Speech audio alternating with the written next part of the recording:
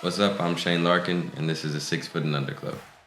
I think the main guy for me was Allen Iverson. I was undersized guy growing up. I had the long hair, I had the braids, I had the headbands, the shoes, the wristbands, had all the swag, trying to be just like him, the crossovers and all those things. So he's the first small guy that I really took to as a guy that I kind of wanted to try to be like. And it's funny to actually be in a situation now where I'm playing in Turkey, and he actually played part of his career in Turkey. So he was definitely the guy that gave me the idea that it didn't matter that he wasn't as tall as Kobe Bryant or Shaquille O'Neal. He was still capable of leading his team and winning MVP and taking his team to finals and being one of those star players.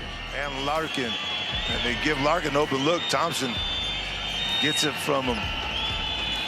One more time to the hoop, up, under. What did I just see? I think it just motivated me more. I've been a guy that's always worked really well on doubt.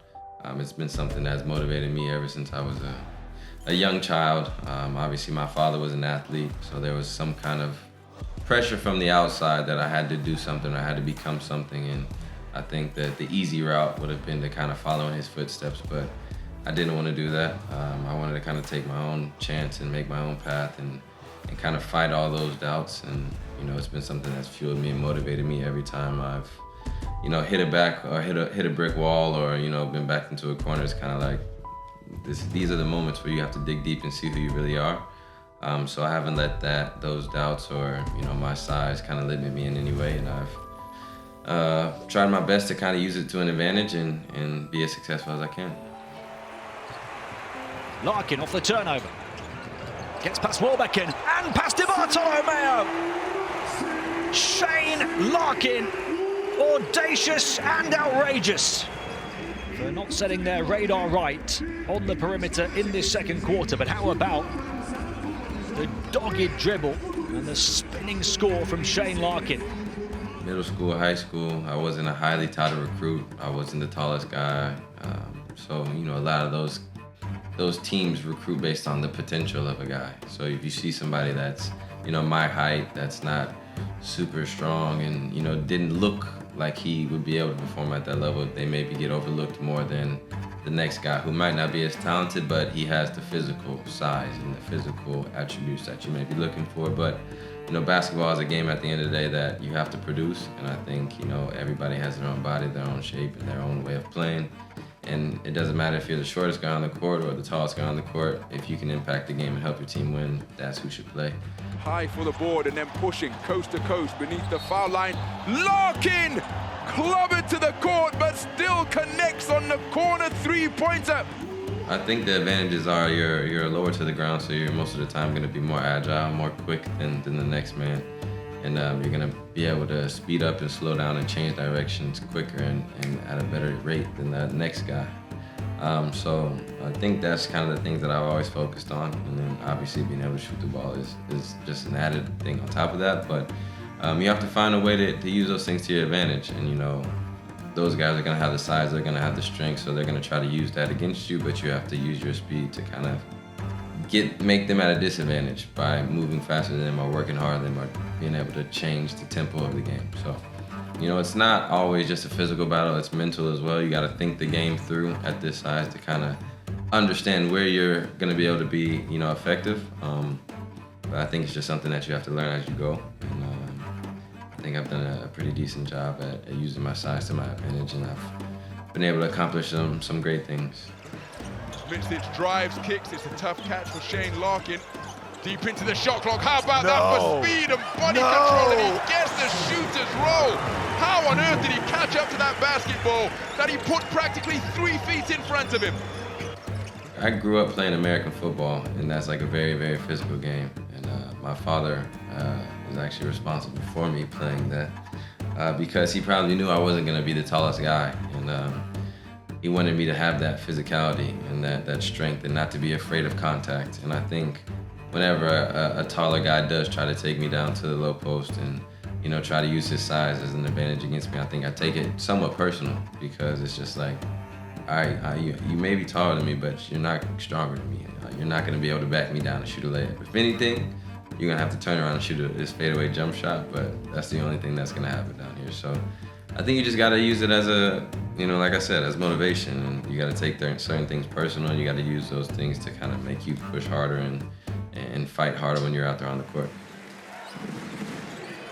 Free flowing right now, isn't it? Larkin driving to the glass, scores and is fouled at the same time as well. Brilliant from Shane Larkin. He's starting to find his feet, isn't he? You knew it wouldn't take long. And I've been playing this game for a very, very long time, since I was 4 or 5 years old. So to be able to be here now, 32 years old, still playing at a high level, and having players that are younger than me saying that I inspired their game, or I gave them the idea that they could do it at this level, is a great feeling, and something that pushes me to be even better and continue to stay at that high level. I wouldn't say there's anybody that I like better than the others. I think they're all different kind of players. I think they're all great players in their own right. 40 seconds left after this possession. A lot of time in the game. Campazzo found a hole. Shakedown! And he explodes into it. Facu Campazzo with 5 points in a row for Real Madrid. I think Campazzo is probably the best pure point guard in Europe in terms of how he facilitates the game. Obviously, a lot of these guys in this club are more scoring-oriented and can affect the game by scoring at a high level, and most of the time the way he affects the game is by pushing the tempo, bringing energy to his team, and facilitating, getting all those guys involved. So I think he's a great player. Every time he plays, every time I play against him, he always plays with great energy, and he's a very tenacious defender. So he's one of my favorite guys to play against, actually. And I have a lot of respect for him. He's obviously won championships, and he's done great things in Madrid. And I actually played against him in Spain. He was one of the first small guys I played against when I was in Spain. He was in Murcia. And that was one of those battles very early on in my EuroLeague career that I was like, okay, there's guys over here that are like me, that can play like me, speed, quickness. So I've been playing against him for a very long time. I have a lot of respect for him. Speed advantage over Mirotic. Gets to his spot, kicks it out to Jantanen. TJ Shorts has it once again. It's Mirotic challenging the shot. Oh, that is an outstanding bucket from the top of the key from TJ Shorts. Obviously I've had some conversations with him throughout the season through Instagram and stuff like that, telling him that I'm just, happy to see what he's been doing, how he's been killing, and, just tell him to keep it up, keep representing for the smaller guys. He said, that I was one of the guys that he watched when he wasn't in EuroLeague, so that was a great moment as well. He's doing a great thing. I think he is, along with Nadir Hifi, spearheading that whole movement going on in Paris, and I think that's great for the league.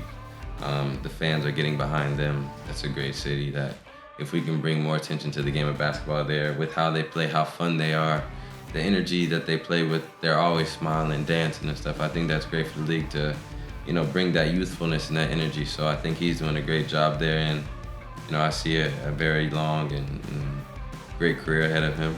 He's still younger, so I think he's going to be able to do some great things over here as long as he continues to work and continue to improve and continue to use his size to his advantage as opposed to his disadvantage. Turnovers with him for travelling from Aya. Mitsic, and there's the combination to Larkin with the alley-oop. There's going to be doubt. At the end of the day, that will be the number one thing. As soon as you're viewed and they're looking at physical physiques in basketball, they're always going to probably choose the taller guy, the more physically capable guy. However, I don't see the game like that. I don't think anybody should view the game like that. I think being able to be smaller, quicker, more athletic than a lot of these taller guys is definitely something that you use to your advantage, and you can see how a lot of the smaller guys have been, dominating the league at this level. So I would say just use those things as motivation. Whenever somebody says you can't, if somebody says you're not capable, if somebody is doubting you in any way, I would say just use that as motivation to go 10 times harder, to work 10 times harder, to shut those people up, to be honest. And that's what you kind of got to have, that killer mentality when you're this size. And as long as you have that and you develop that and you work with that every single day, you'll be fine. And that would be my greatest advice I could give you.